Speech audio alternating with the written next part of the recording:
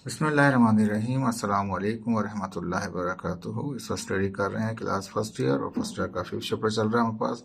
Work, energy और power है हमारे पास। तो इस वर्क को स्टडी कर रहे हैं और उसके बाद एनर्जी की तरफ जाएंगे हम।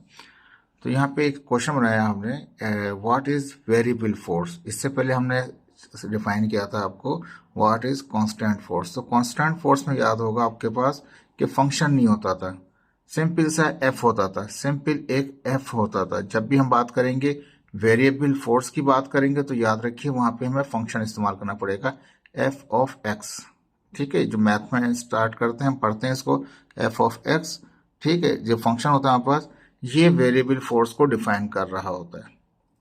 जनरली हम एफ इजिकल टू एम में फार्मूले पढ़े हमने मुख्तलिफ किस्म के, इससे पहले भी फोर्स के मुख्तलिफ जगहों पे फार्मूले पढ़े, लेकिन कहीं पर हमने फंक्शन की तरह नहीं पढ़ा। हमने फंक्शन की तरह नहीं पढ़ा। एफ इजिकल टू एम में या हुक्स लॉ पढ़ लें या स्प्रिंग कांस्टेंट ले लें, कहीं पर भी आप चले जाएं वहां पे फंक्शन आएगा, फंक्शन नहीं होगा, जस्ट फोर्स होगी आपके पास, एफ होगा और एक्स नहीं होगा, वेरिएबल नहीं होगा उसके साथ। ठीक है, यहाँ पे जो फर्स्ट टाइम आप स्टडी कर रहे हैं ये है एक वेरिएबल फोर्स। वेरिएबल फोर्स वो होती है जो चेंज हो रही होती है, जिसमें हो सकता है कि उसका मैग्नीट्यूड चेंज हो रहा हो सकता है उसकी डायरेक्शन चेंज हो रही हो, या हो सकता है दोनों ही चीजें चेंज हो रही हो। तो दोनों में से किसी एक चीज का चेंज होना या दोनों ही चीजों का चेंज होना वो वेरिएबल फोर्स कहलाएगा, और वेरिएबल फोर्स को एफ ऑफ एक्स के जरिए लिखा जाता है। अभी तक जितने फॉर्मूले पढ़े हैं आपने उसके अंदर एफ ऑफ एक्स नहीं पढ़ा था।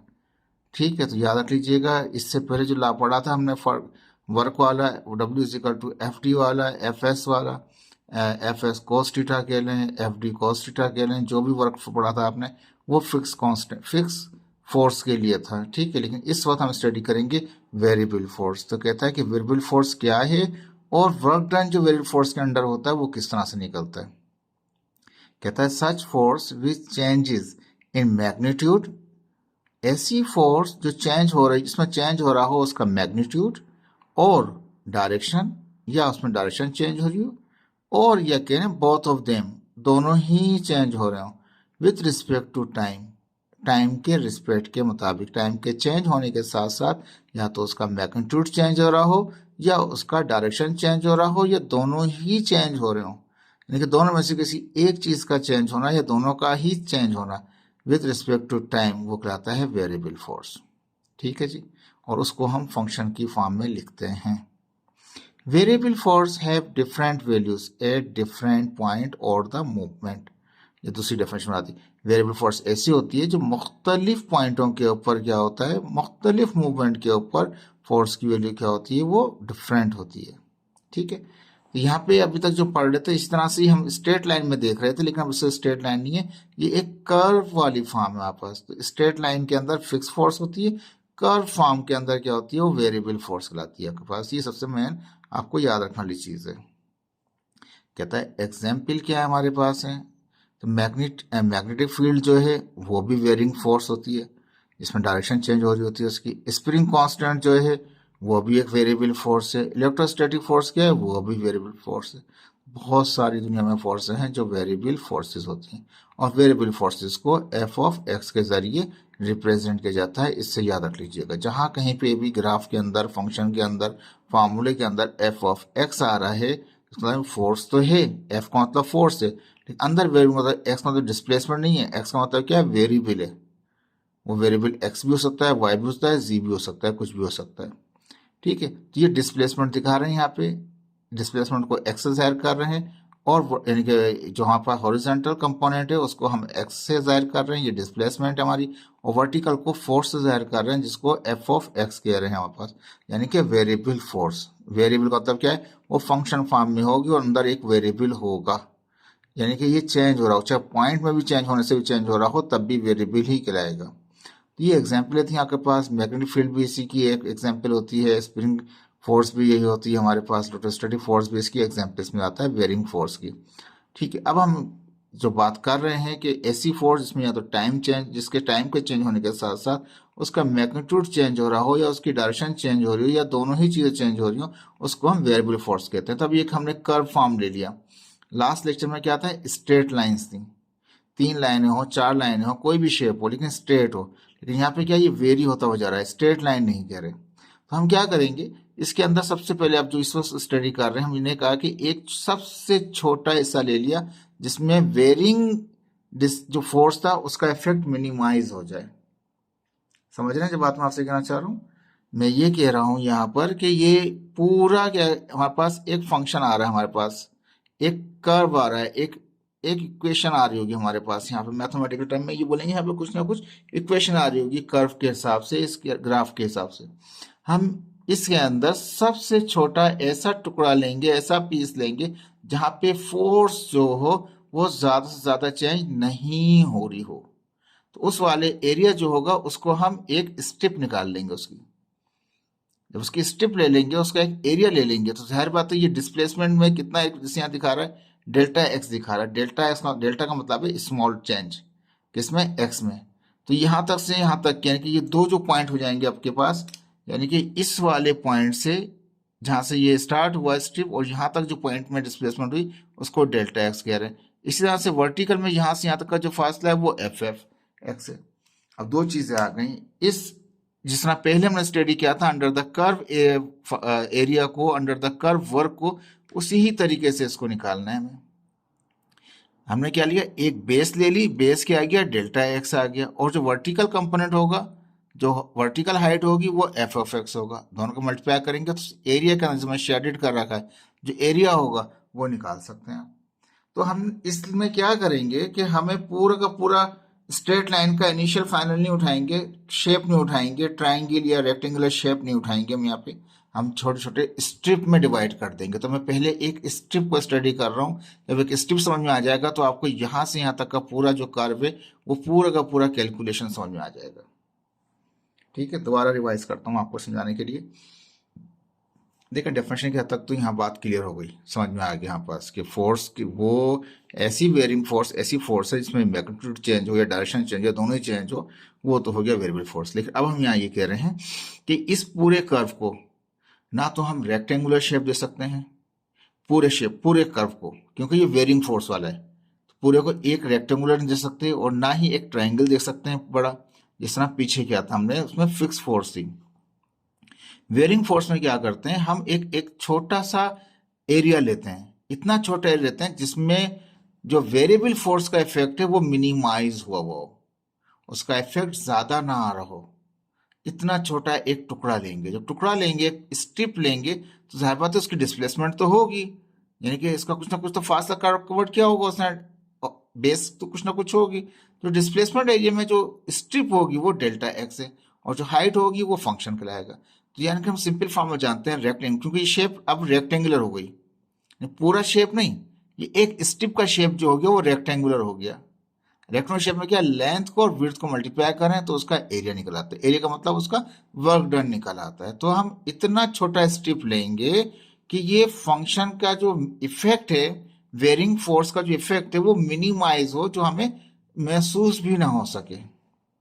तो उसके लिए हमें छोटा छोटा टुकड़ा एक स्टडी करेंगे। अब यहाँ कहता है consider a graph in between the varying force, एक वेरिंग फोर्स वर्टिकल है, and the displacement X, displacement X से जाहिर कर रहे हैं, स्मॉल एक्स लिखा हुआ है मैंने यहाँ पे, लिखने में टाइप में ऐसा है वो, या कैपिटल एक्स में रख लें हम बोले इसको। तो कहता है कि ये डिस्प्लेसमेंट को एक्स जाहिर कर रहे हैं और वेरिएबल फोर्स को एफ ऑफ एक्स जाहिर कर रहे हैं ग्राफ के अंदर। Now took the small displacement, अब हम क्या करते हैं, छोटा टुकड़ा लेते हैं विथ वेरिंग फोर्स, जो वेरिंग फोर्स थी वो कितनी थी, एफ ऑफ एक्स थी। ठीक है, द स्मॉल, अब जाहिर बात है ये स्मॉल एरिया लिया, स्मॉल डिस्प्लेसमेंट लिए और स्मॉल फोर्स है वहां पे, वेरिंग फोर्स है वहां पे, स्मॉल नहीं वेरिंग फोर्स है, फोर्स वेरिंग है लेकिन डिस्प्लेसमेंट जो है वो स्मॉल है। तो ये जो एरिया भी आएगा अंदर, द शेड आएगा, वो एरिया भी स्मॉल होगा हमारे पास। तो कहता है the small work under this displacement be delta W, जो वर्क होगा, जो एरिया होगा, डेल्टा डब्ल्यू होगा।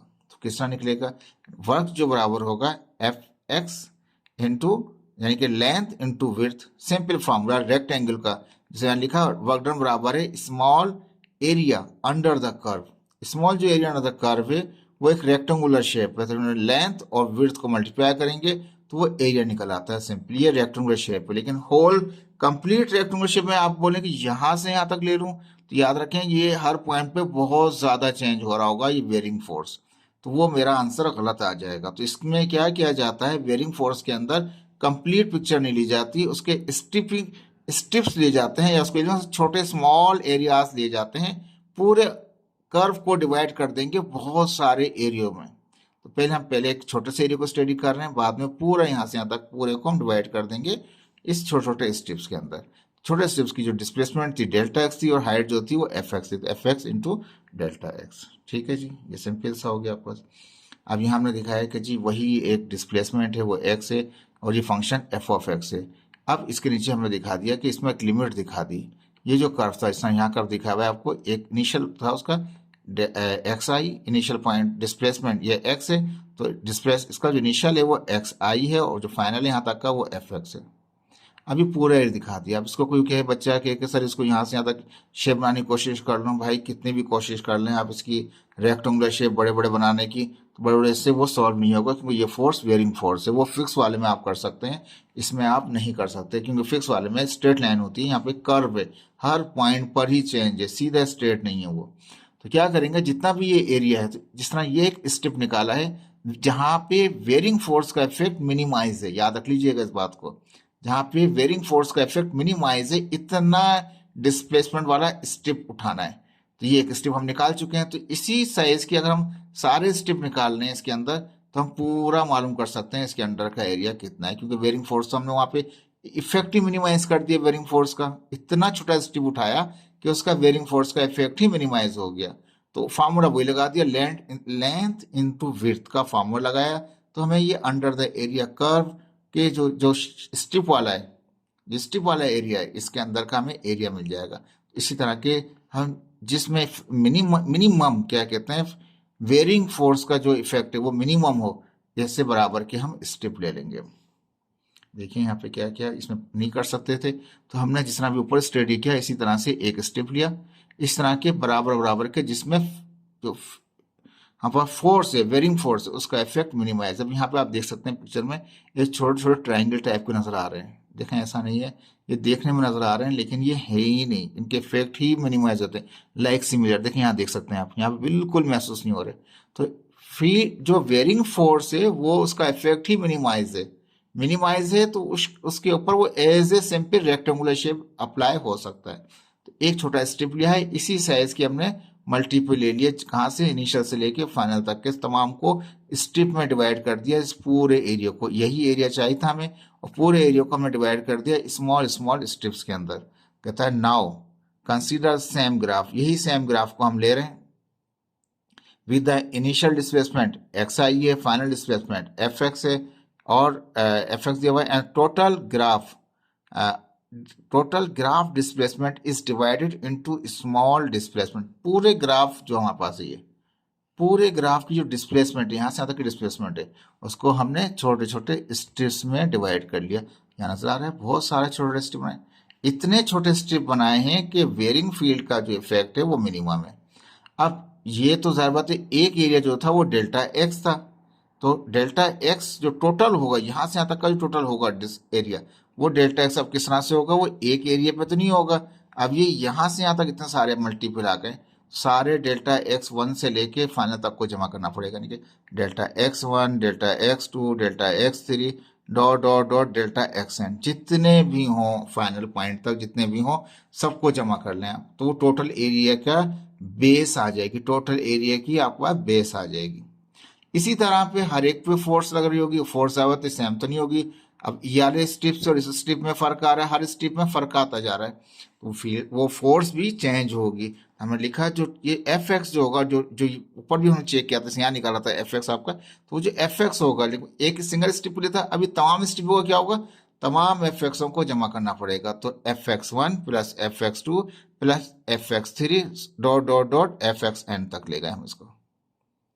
इसका मतलब ये हुआ जो वर्क डन भी होगा, जैसे पहले वाले का अगर डब्ल्यू एक का जो आ रहा था, टोटल जो वर्क आ रहा था वो सिंगल स्ट्रिप का आ रहा था, तो इस तरह से इतने सारे मल्टीपल स्ट्रिप्स हैं, सबके वर्कों को प्लस करेंगे तो टोटल वर्क आ जाएगा। तो नाउ देयरफॉर इसी तरीके से क्या हो जाएगा, टोटल वर्क हो जाएगा W1 to W2 area under the curve 1 2 3 so on N तक।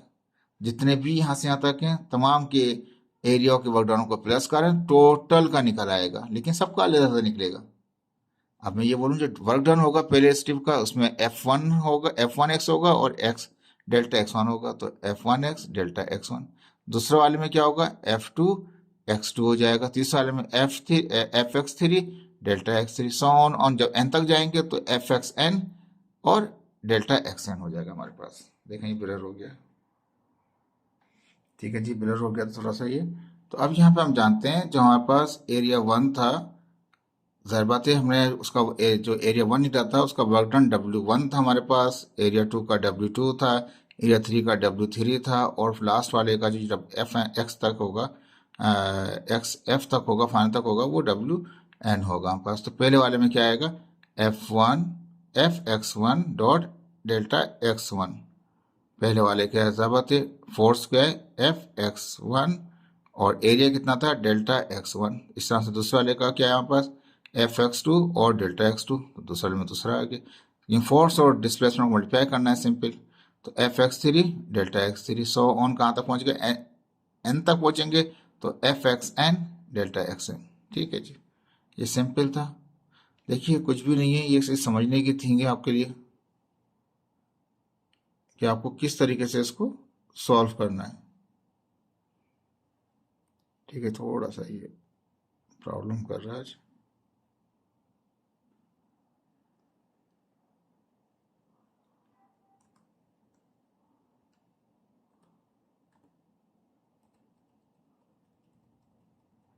ठीक है जी, वापस इस पे आते हैं। तो ये जो टोटल तक पहुंचा हमारे पास, इसमें हम समीशन लगा देंगे, तमाम को जमा कर लें टोटल को, तो वो आ जाएगा इसके समीशन का हो जाएगा। समीशन में क्या होता है, सम का साइन लगाते हैं हम यहाँ पे।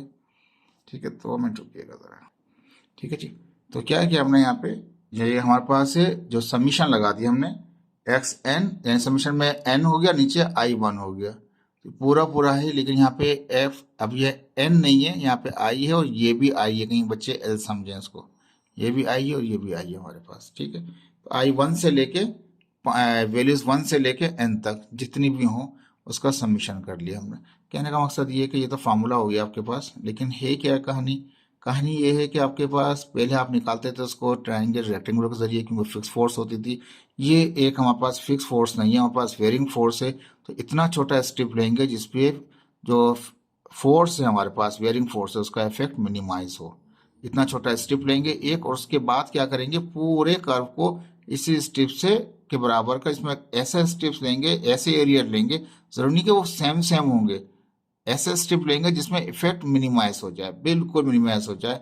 तो इनको सबको जमा कर लें आप, एरिया के वर्क को जमा कर लें, टोटल वर्क निकल आएगा। उसके लिए हमने क्या लगा दिया, फाइनल के अंदर सबको जमा करने के लिए हमने समीशन लगा दिया, समीशन का साइन लगा दिया, I1 से लेके n तक का। इंटीग्रेशन भी कहते हैं इसको, लेकिन आसान के लिए आपके पास इस वक्त सिर्फ समीशन है, सिंपल सा समझाया गया है। आपको समझ में आना चाहिए, जहाँ पे फंक्शन f(x) होगा इसका मतलब वो वेरिंग फोर्स है। ठीक है जी, thank you so much, hopeful कि आपको समझ में आया होगा।